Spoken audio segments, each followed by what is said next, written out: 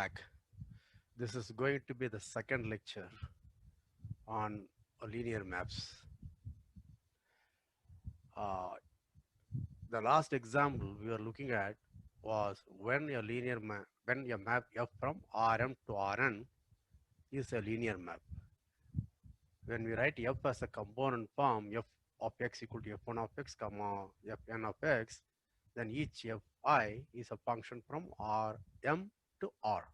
We said f is linear implies each fi is linear. But remember, our claim was it's an if and only if.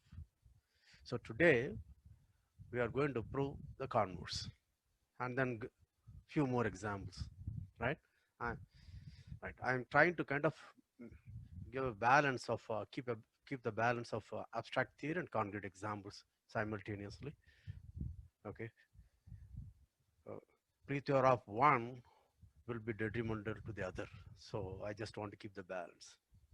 So let us share the screen. Let us start. So let us go back to what we did.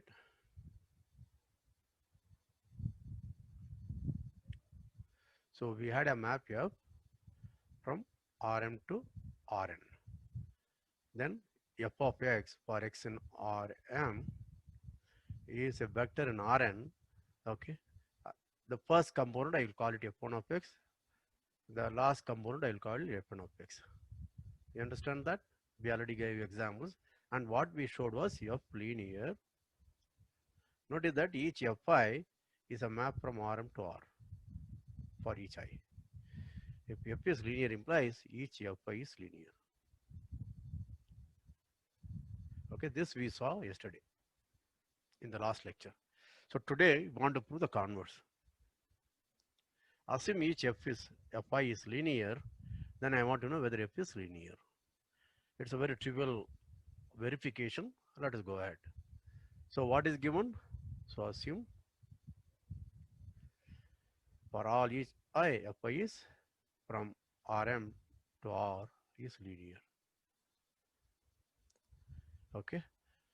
Then let us define f of x equal to f1 of x, f1 of x. This is our definition. I will come to that little later. I am not defining. Given f of x, we wrote it. And we know that each fi is linear. Then I want to know whether f is linear. Okay, right. So what is that I have to check? I have to check whether f of x plus y equal to fx plus fy. But what is f of x plus y? Notice that according to the definition, f of any vector is f1 of that vector. Therefore, it is f1 of x plus y and f2 of x plus y and fn of x plus y. But what is hypothesis? Each fi is linear. Therefore, f1 of x plus y is therefore each fi respects addition also. Therefore, it is same as f1 of x plus f1 of y and dot dot dot fn of x plus fn of y. So there is an obvious way I can regroup the terms. Okay, all the x terms I regroup, y terms I regroup. Therefore, these are sum of two vectors, f1 of x plus f1 of y, fn of y. But what is this? This is f of x plus f of y. Therefore, I proved f respects addition. Okay, and similarly, f respects scalar multiplication. Should I do that? Okay, so just check. If t is a scalar and x is an Rm and f of tx, you have to check whether it is t times fx. Okay, go through that. So what will be f of tx will be f1 of tx, fn of tx, but f1 is linear, therefore t into f1 of x, and here t into fn of x, and t is common, therefore it is t times f1 of x, that is t times fx. Yeah, do you understand? Okay, so what you have shown now? We have shown that. So let us summarize. F from Rm to Rn, write f as in component notation f1, f2, fn. Okay, then f is linear if and only if each fi is linear. Okay, this is a theorem we have proved. Okay, now what are the advantages of this theorem? We already said that. we notice that each Fi is a linear map from Rm to R, and we know how do Fi arise or look like. We have a complete description of any linear map from Rm to R in the first lecture, right? Therefore, I know that. Okay. How does it look like? It looks like a first degree polynomial. So if it's Fi, it is like ai1 x1 plus aim xm. Okay.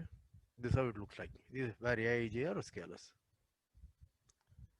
Okay. For each I, there will be scalars ai1, aim, so that this happens. So we know these things. And now comes the icing on the cake. Now this says something much better. Suppose I want to construct a linear map from Rm to Rn. What all I have to do is I look for linear maps Fi from Rm to R. And how do I construct? I can construct as we did earlier, right? Then define f of x. Now I am defining. You understand that? Defining f of x equal to f1 of x into f1 of x. This is for 1 less than equal to I less than equal to n. Then f is linear. Do you understand? It's not same as what we did earlier. You understand? In the earlier thing, f from Rm to Rn is given, and then I defined the component functions f1 to fn. Then I said f is linear if only if fi is linear. That is gone. That is proved. Now, what I do is, the moment you give me n linear maps from fi from Rm to R, now I have a map f from Rm to Rn. How is it defined? It is defined by this equation. And if these fi's are linear, what we know? This f is linear if only each fi is linear, but fi is given to be linear. Therefore, the f is linear. Is that clear? Please pause, review, and proceed. Okay, at BSc level, this may be slightly abstract, but believe me, these are the things which will make you progress faster. So please take some pain, discuss with your friends if necessary, and then proceed.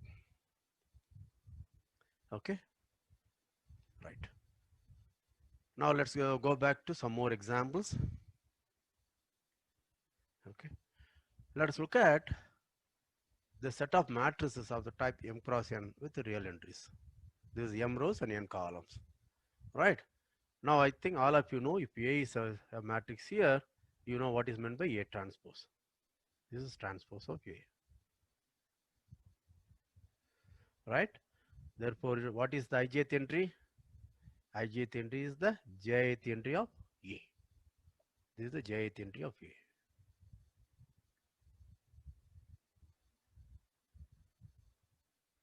Yeah, I'm sure all of you know this, right? Okay.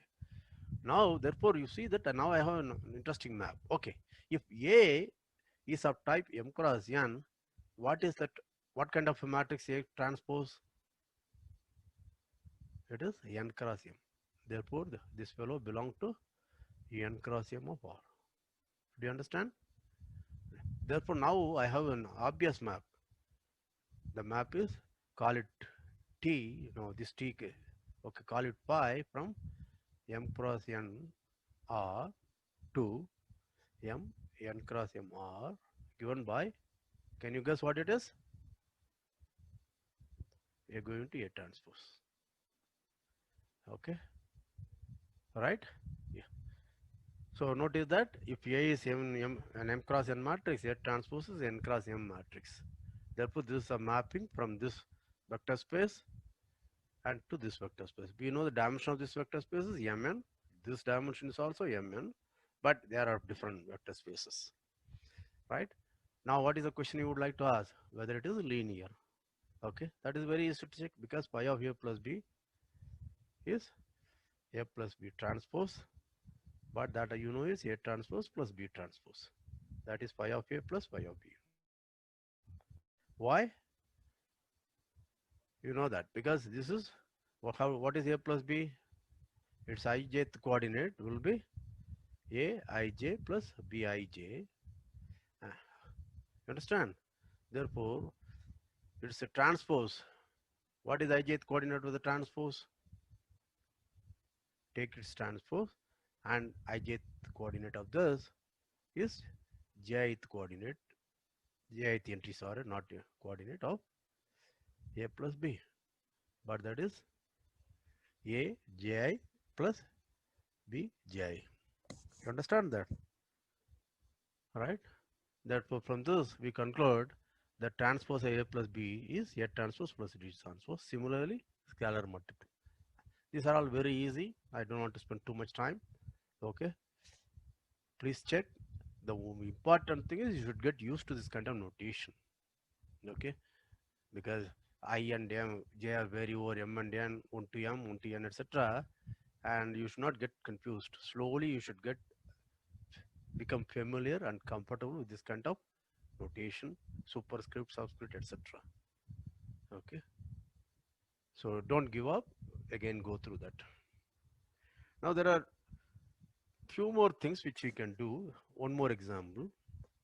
Now fix some vector a in a. Now I am looking at only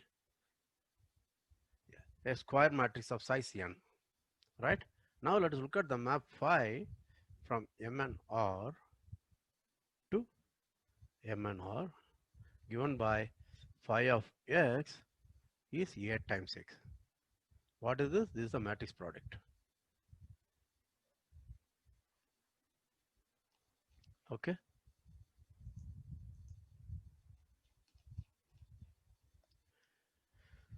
And it's very easy to check that it is additive, because this is a of x plus y, but we know matrix multiplication is distributive. In the first lecture also we used it. Therefore it is ax plus ay, that is phi of x plus y of y, and so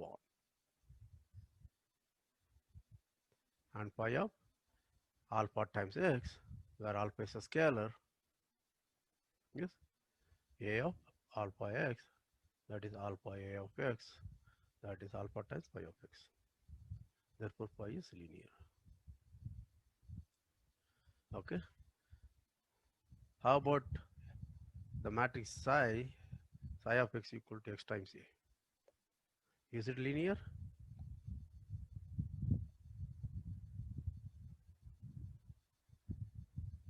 Okay, I leave it as an exercise.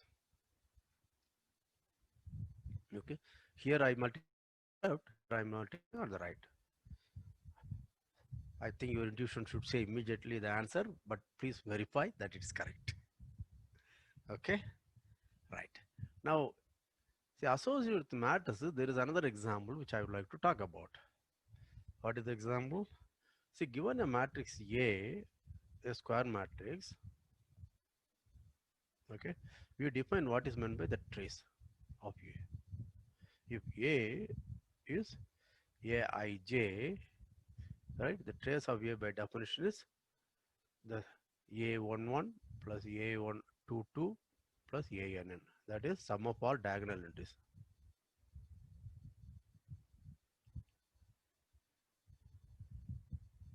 Okay, and now it's easy to check, call this as map phi. Now this is a map from where to where? Notice that trace is a number, therefore it's a map from MNR to R.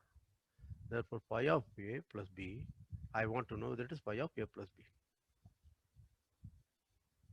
But that's very easy, because A plus B will be A11 plus B11. You understand that? A12 plus B12, etc. A1n plus B1n, and so on. Therefore, what are the diagonal entries? Diagonal elements are A11, B11, A22 plus B22, and ANN plus BNN. These are the diagonal entries, right? Therefore, what is the sum? Sum is going to be, the trace of A plus B is going to be A11 plus B11 plus ANN plus BNN, which is equal to trace of A plus trace of B, because I club these things together and then I keep these things together separately. Yeah, and similarly scalar multiple, right? Now I will ask you a question. Okay, closely associated with trace, more important thing. Okay, let us stick to m equal to 2 by 2 matrices. Okay, can you think of a function xi from m to r to r? I talked about trace. There is a closely associated. More often you would have learned that before trace. What is that concept? Did I hear saying determinant? Yes, you are right. Determinant of A. Therefore, the matrix A is A, B, C, D. Therefore, xi AD minus BC. So, is it linear?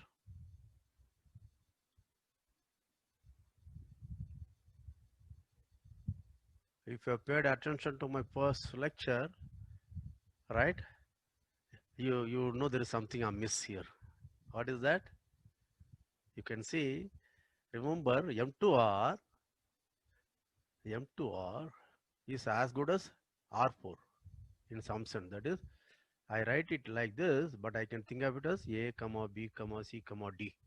In the vector space exams also, we had already seen this phenomenon, right? Therefore, M2R, so what does it mean? This one go to AD minus BC, right? And we had already seen from Rn to R, if it is a linear map, what did we see? It should be first degree polynomial with a zero constant term. Now you see that this is a second degree polynomial.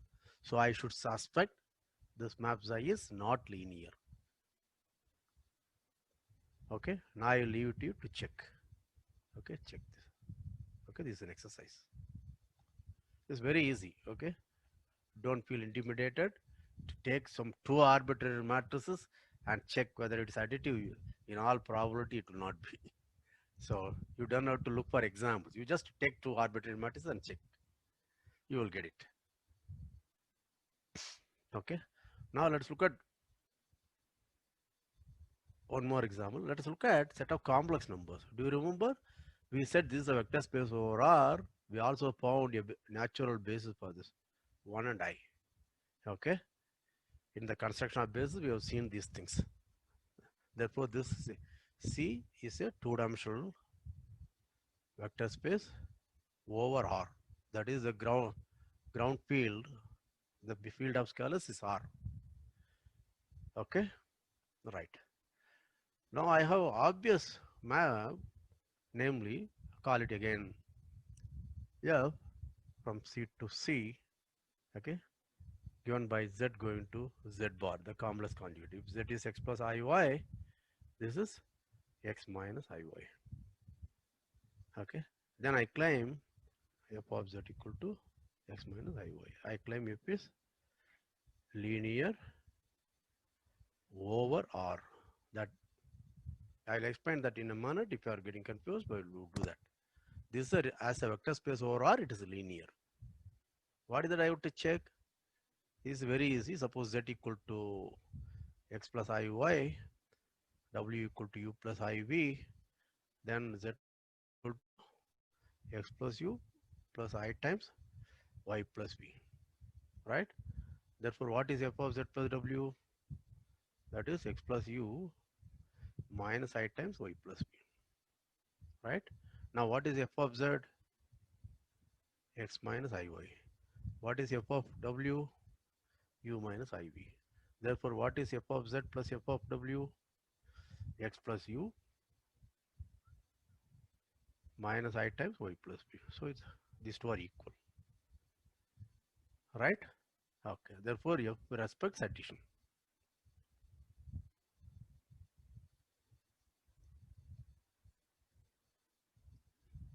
Right? Now let's look at thing. Suppose T is a real number, right? Now I want to know what is F of Tz. Now Tz will be Tx plus I times Ty if Z equal to X plus Iy, right? Therefore, what is F of Tz? That will be Tx minus I Ty, but T is I can take out, it is X minus Iy, but this is T times F of Z. You understood that? We use the fact T is real here. Okay, this is false if t is not real. Yeah, for example, think of a complex number which is in C but not in R. The simplest one is I, right? Then what will be f of I z? I times z will be ix, okay, minus y. Therefore, it is minus y plus ix. You understand that? Therefore, f of I z will be minus y minus ix. Are you following? But what is f of z? Go slow. F of z is x minus iy. Therefore, I times f of z will be I times x minus iy. That is I times x plus y. Check that. They are not equal. Okay. So, these are not equal. So, that is why what does it mean is if you had understood vector space over other fields like complex numbers, the conjugation map is not a linear map when we consider C as a vector space over complex numbers. But it is a linear map when we consider it as a linear map over R. Okay. Please pause the video, replay it if necessary. Okay. If you don't want to think of complex vector spaces, you can ignore. Okay. Therefore, F, that is conjugation map. Let me write it on C. Okay. Is a linear map when we consider C as a vector space over R. That is when we consider C as a real vector space, and is not a linear map when we consider C as a vector space over C.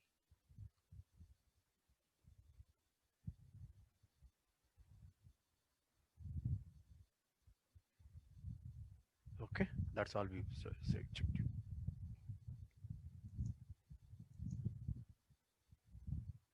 Okay, now let's look at a few more examples.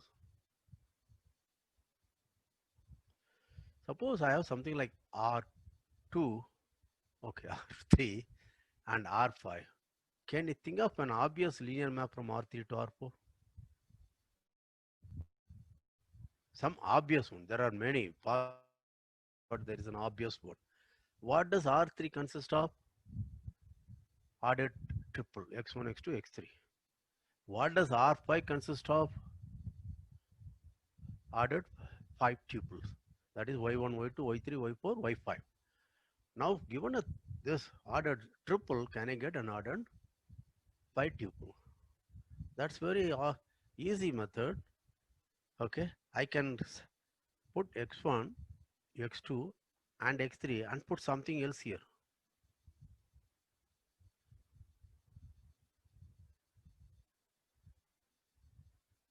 Right?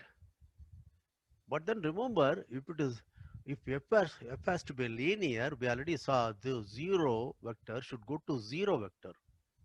Therefore, if x1, x2, x3 are 0, 0, 0, then this should be 0, 0, 0, and this blue x and pink x will not work unless they are also 0. You understand? Therefore, what is the obvious thing to do? I have to make it 0. You understood that? More generally, if m is less than or equal to n, then I have a linear map Rm to, I have a map Rm to Rn, namely f of x1, x2, xm equal to x1, xm. After that 0, 0, 0. How many zeros? N minus m zeros. If n equal to m, there is nothing. You understood that? Okay, this is called a natural inclusion map. This is called natural inclusion. For example, if R2, if I write xy and R3 xyz, then what does it mean? This R2 I'm considering as the xy plane in R3. You understood that? So this one, this R2, this R2, this go to R3 all these vectors go here, right? You understand? So that's why I'm including R2 as a vector subspace of R3. Okay. And a similar thing is, suppose I have R5, I want a map to R3. What do you think I will do? This is 5 tuple, ordered 5 tuple. I want a 3 tuple. So what can I do? The trick is, there are again many ways of doing. The trick is to do it in a very natural way. So I start with x1, x2, x5 and send it to first 3 coordinates. Notice that it doesn't have to be first 3 coordinates. You fix any 3 coordinates. For example, x1, x3 and x5. That will also work. Okay, any one of them. But natural thing will be first to take only the first 3. And the same thing here. Right, I can make it something like R2. I can write it as x1 comma 0, x2 comma 0 and x3. You understand that? x1 comma 0, x2 comma 0 and x3. This you can see. Okay, but you have to check these maps are linear, whatever I have done. So let me see, m less than or equal to n. I have defined a map x1, x2, xm going to x1, xm and 0, 0, n minus m times. And m is greater than or equal to n, rm to rn. Then what do? I have x1, xm and xm plus 1 and xn. Where does it go to? First m coordinates. Check these are linear.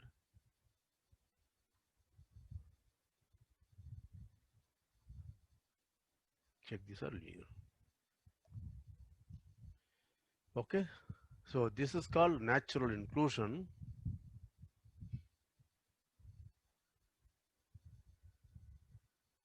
And this is called natural projection. For example, when I take R3 to R2, then I have XYZ goes to XY. So what does that mean? You start with a vector XYZ and I'm projecting it orthogonal to this one, this XY. Okay, that's what that does.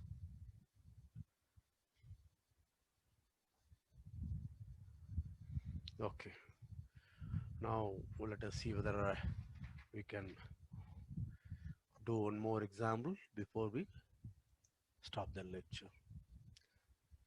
Okay, this is again a geometric example. I hope all of you know what are meant by polar coordinates and R2. In coordinate geometry, you should learn, given a vector in R2, okay, we can write it as R cos t, R sin t. I don't want to write theta, I'm writing t. Okay, usually you call it R cos theta, R sin theta. I'm writing t so that I find it easier to write t than theta. Do all of you agree? Again, theta, when you see, you should not remember it is a vector 0, right? Okay, that's why I'm avoiding. So any xy I can write like this. So these are called polar coordinates. Now what I want to do, so I have, this is my thing, vector xy, okay? This is the angle t. Now fix an angle alpha. I want to rotate this by alpha, okay? And I get this, okay? This is by angle alpha. You understand that? This angle t, I want to rotate it, then I get this vector x dash y dash. You understand? This xy goes to x dash y dash. Okay, that defines a map from R2 to R2. Let me explain that. Okay, xy goes to x dash y dash, where the vector x dash y dash is got by rotating the vector xy by alpha radians. Don't worry about radians, degree, etc. Just radians. In which direction? I may be able to do it in the clockwise direction. I am doing it in the anti-clockwise, direction.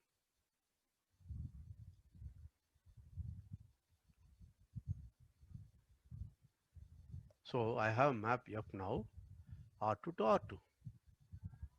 Is it clear? I want to know whether it is a linear map. Is F linear? That's a question we want to answer.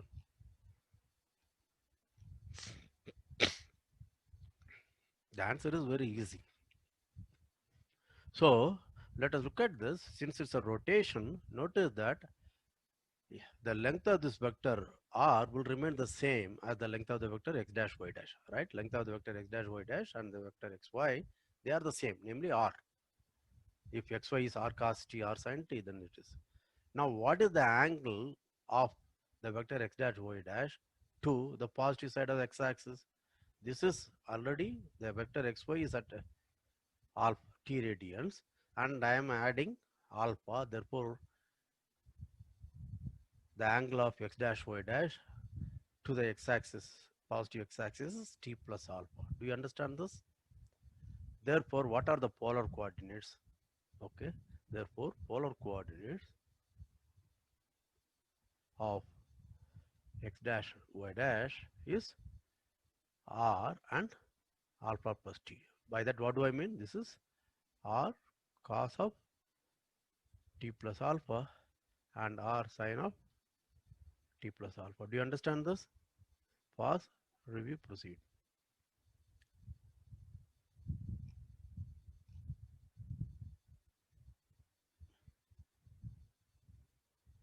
Okay. Now, all of you from your high school, all of you know the trigonometric formula. So, what is cos of t plus alpha? Correct me if I write wrongly. Okay. It's long since I wrote such things, so I may make mistake. I hope you don't make mistake. Sin t, sin alpha, and sin of t plus alpha will be cos t sin alpha plus sin t cos alpha. Do you accept it? I hope they are correct. If they are not correct, we'll come back and check it. Okay, change it later. Okay. Therefore, what is x dash y dash? See, what is the trick? The trick is I want to write x dash y dash. You should understand what I'm up to. See, I have this formula, right? Therefore, r cos t, let me go slow. It's good to learn such things properly. So, r cos t, r sin t, that is my xy. It went to x dash y dash, but this is same as it went to r cos t plus alpha, r sin t plus alpha. That's correct, right?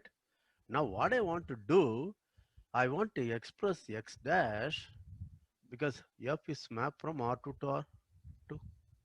Therefore, f of xy, I can write is f1 of xy into f2 of xy. You understand this? Always I can do that. You understand? So, I want to write the first coordinate as a function of x and y, second coordinate of x dash y dash. That is y dash as a function of x and y. You understand?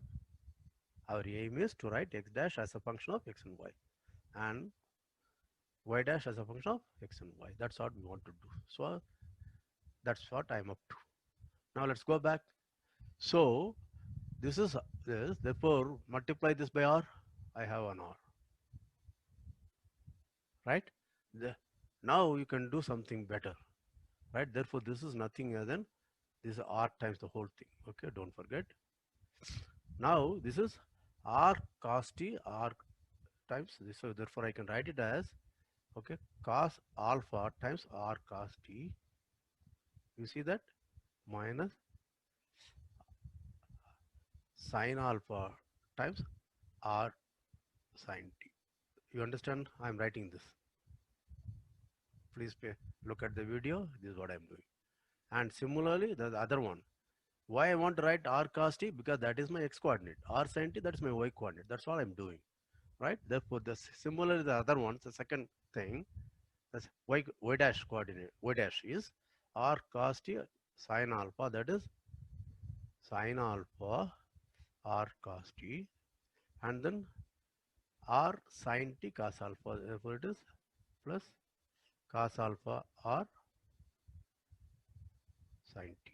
Just to make sure I'm writing it correctly. Yeah. Therefore, this object is x dash y dash equal to cos alpha into x. You understand that? Cos alpha into x minus sin alpha into y. Okay, that is the x dash. What is y dash? Sin alpha into x plus cos alpha into y. Okay, it may be easier to write x cos alpha minus y sin alpha, so that yeah, into x sin alpha plus y cos alpha. Because you should not write sin of alpha y. That is why I'm just changing it the notation. Right? Now, do you think you have seen it somewhere? Do you remember?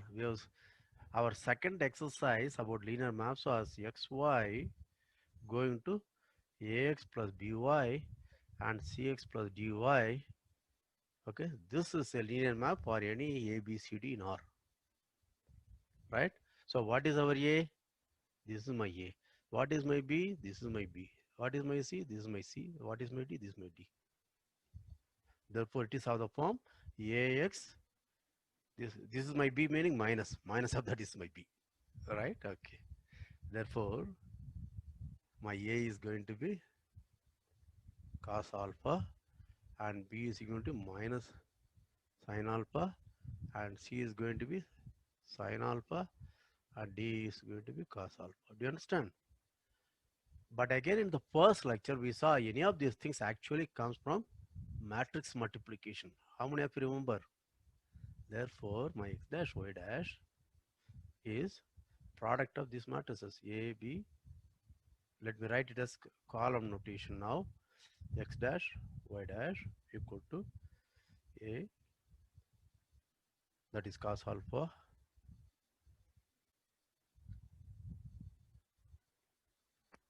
x dash y dash equal to cos alpha minus sin alpha cos alpha xy. Right? Check it. Yeah. I hope everything is within. I would like to do that in one thing. Cos alpha into x minus sin alpha into y, sin alpha into x, and cos alpha into y. You understand that? Therefore, we have shown this map F is a linear map. And not only it's a linear map, even though it was, we did it geometrically, we found that it is one of the earlier examples. You understand that? That is how the geometry and linear algebra is intertwined. Okay. And this matrix is called a rotation matrix. And what does it represent? It represents rotation by an angle alpha in the anti-clockwise direction in R2. So this is a rotation matrix. Okay, it represents rotation in R2 by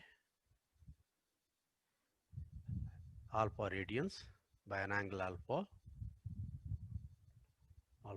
always as they say in radian.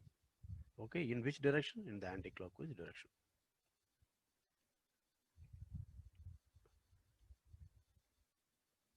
Okay, so before I stop, let us look at a very simple example and then stop. Now suppose my alpha is pi by 2. What does that mean? You start with a vector here.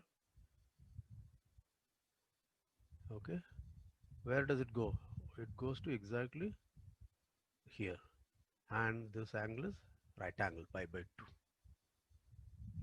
You understand that? So what is the matrix then? Not okay. Are you following me? So this will be cos alpha will be 0, minus sine pi by 2 will be minus 1. Therefore, the rotation matrix is 0, minus 1, 1, 0. This is the rotation by pi by 2. You understand? Just in case you are thrilled, let me give one more example. Okay, let us look at in C. We did a map, okay, multiplication by I. That is Z goes to I times Z, right? That is X plus IY. Where did it go to? It went to IX minus Y. You understand? Yeah, that means if I think of XY, where does it go to? It goes to minus Y comma X, right? Now let us look at this matrix on R2. How does it behave? 0, minus 1, 1, 0. Acting on XY will be minus Y comma X. You see that? Therefore, we have seen multiplication by I is a real linear map. It's a real linear map on C. And what is the geometry? It takes any vector Z and rotates it by pi by 2. Multiplication by rotates it by pi by 2. Okay, I hope you enjoyed. Think about. Okay, and we'll stop here. In the next, there will be another lecture on linear maps. Okay, there we will try to do something much more. Okay, which will be very useful for the understanding of linear algebra. I hope you enjoyed. There is a variety of examples we have worked out, and I strived my best to bring the geometry in that. Okay, take care, enjoy.